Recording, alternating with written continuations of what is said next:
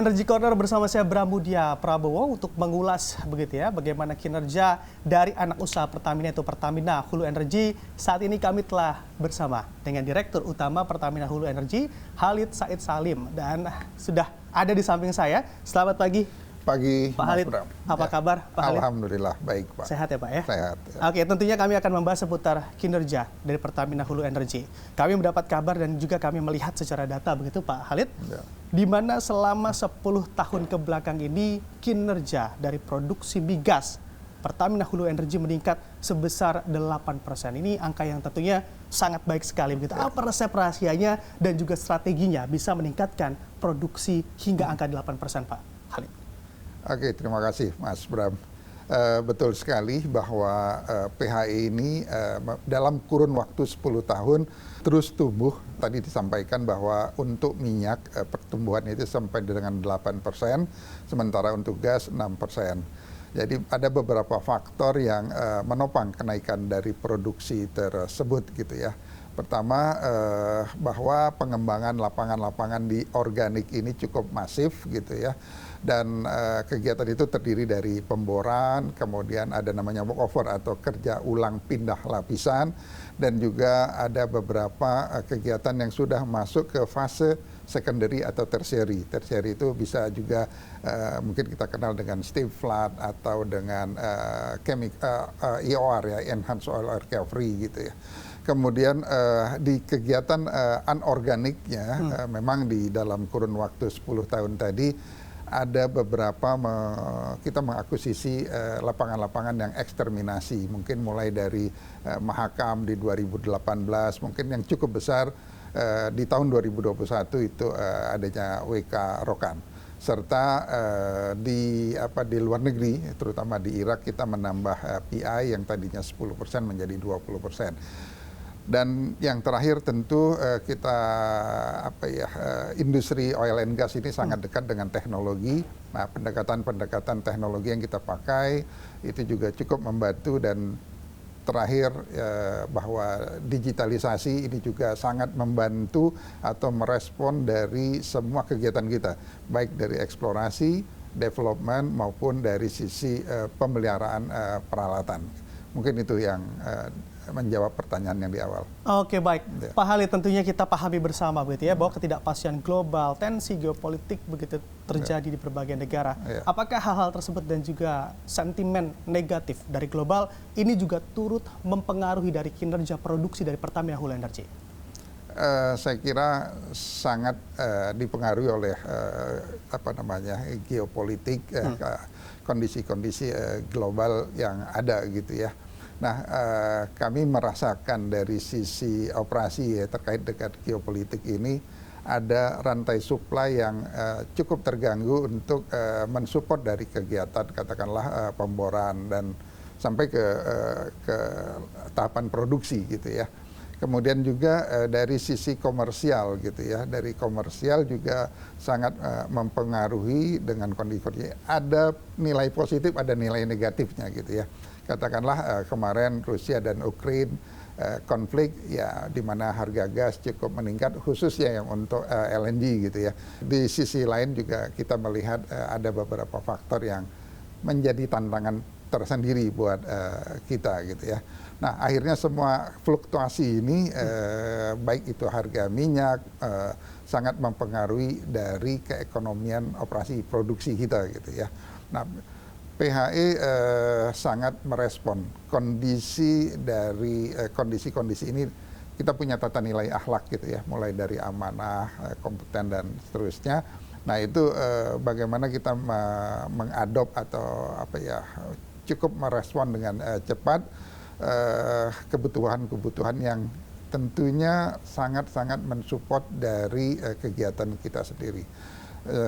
Contohnya mungkin salah satu juga bisa disebut kolaborasi atau sinergi. Kita bersinergi antar subholding, kemudian juga dengan AP Services yang ada di bawah subholding upstream ini. Semua alhamdulillah bisa berjalan baik di tahun 2023 dan tentunya punya kontribusi besar kepada Pertamina buat negara dengan memberikan profit yang cukup lumayan sampai 2,6 miliar US dollar. Oke, luar biasa profit yang diberikan begitu ya kepada holding. Tentunya kami akan melihat juga dari sisi eksplorasi, Pak Khalid. Ini eksplorasi kita memasuki semester kedua begitu ya, tahun 2024 ini. Bagaimana evaluasi dari sisi eksplorasi di tahun 2023 lalu? Oke, eksplorasi ini merupakan sesuatu kegiatan yang sangat penting untuk keberlangsungan dari suatu industri di oil and gas ini. Bagaimana menjaga kecukupan cadangan migas tersebut gitu ya. Nah, filosofi yang ada sekarang kita cukup masif menjalankan kegiatan eksplorasi dan tidak hanya near field atau tapi benar-benar istilah kami ya go further and go deeper gitu ya. Secara area kita meluaskan tidak hanya di di domestik tapi juga ada mengikuti ya artinya kegiatan-kegiatan di internasional. Dan juga kalau deeper kita menargetkan ada beberapa lapisan yang boleh dibilang baru, termasuk juga yang unconventional di sini ya. Nah, kemudian juga ke kawasan timur Indonesia ini sudah bermain di offshore dan di deep water gitu ya. Nah, di tahun 2023 kita mempunyai 3 blok eksplorasi yang baru yaitu East Natuna, ada Peri Mahakam dan Bunga.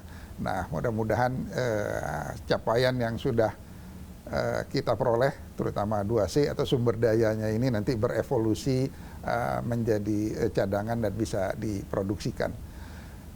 Sebagai info juga, sebagian besar dari apa yang kita temukan itu ada gas. Nah, gas ini juga bisa berkontribusi untuk energi transisi ya dengan lebih rendah karbon. Intinya itu, Pak. Oke, baik. Pertamina Hulu Energi secara tanggal begitu ya, baru saja ulang tahun ke-17 ya.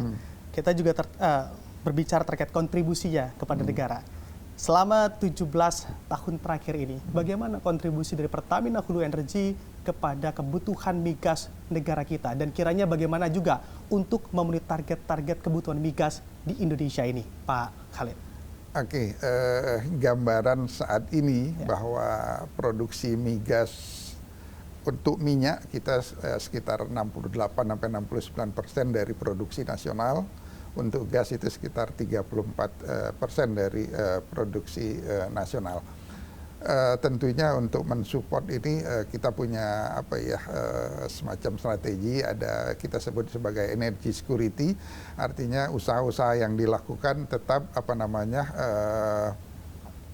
melakukan semacam baseline lah, infill drilling, kemudian kegiatan-kegiatan walkover yang saya sebut sebelumnya tadi untuk mempertahankan atau meningkatkan produksi migas. Itu cukup masif di tahun 2023 dan kita bisa lihat juga di 5 tahun ke depan rencana jangka panjang kami juga itu mencerminkan bahwa kita cukup agresif di dalam pekerjaan gitu. Kalau dari RJPP itu kita kelihatan, mungkin sekarang tadi saya sebut sekitar 68-69% minyak dari produksinya. Harapannya di 2029 nanti sampai mencapai angka sekitar 75% dari produksi nasional gitu ya. Nah, ini semua mudah-mudahan apa yang saya sampaikan tadi mulai dari kegiatan eksplorasi, kegiatan development termasuk EOR dan juga ada beberapa pekerjaan-pekerjaan khusus di masing-masing wilayah yang eksterminasi ini juga memberikan hasil yang baik. Nah, itu saya kira semacam wujud komitmen PHE untuk mendukung ketahanan energi nasional. Oke, baik. Menarik, kita tadi sudah di-mention sedikit oleh Pak Khalid terkait wilayah kerja. Kalau kita berkaca dari tahun 2023 lalu, kontribusi mana, wilayah mana yang paling besar terhadap produksi migas dari Pertamina Hulu Energi, Pak Khalid? Oke, kita punya beberapa wilayah kerja yang dominan gitu ya, baik itu di minyak maupun gas. Kalau untuk minyak sekarang di wilayah kerja Rokan itu yang terbesar, jadi sekitar 160 sampai 162 ribu barrel oil per day. Kemudian untuk gas yang lebih dominan adalah dari Mahakam di di Kalimantan dengan produksi mungkin sekarang di 450-an million scf gitu ya. Juga Pertamina EP ini cukup balance gitu ya, dari sisi minyak itu sekitar 65.000 barrel oil per day, dan gasnya cukup gede sekitar 800-an million scf gitu ya. Kemudian juga ada beberapa produksi yang di internasional, terutama yang di Irak itu untuk produksi minyaknya sampai 105.000 barrel oil per day. Kita juga ada berpartner dengan pihak lain, artinya kita bukan sebagai operator di sini untuk Banyu Urip, cuman porsinya Pertamina itu produksi sekitar 69.000 barrel oil per day gitu ya. Dan yang terakhir mungkin yang di utara Jawa ini di ONWJ itu produksi sekitar 26.000 barrel oil per day dan gas 75 MSFD gitu ya. Dan semua ini untuk gas lebih mensupport untuk kegiatan industri baik itu pupuk, petrokimia yang ada di domestik gitu Pak. Oke, baik. Semakin menarik dan juga semakin hangat perbincangan kita di pagi hari ini, Pak Khalid. Ya. Tentunya kita akan masih banyak lagi hal yang kita bisa obrolkan begitu ya. Ya.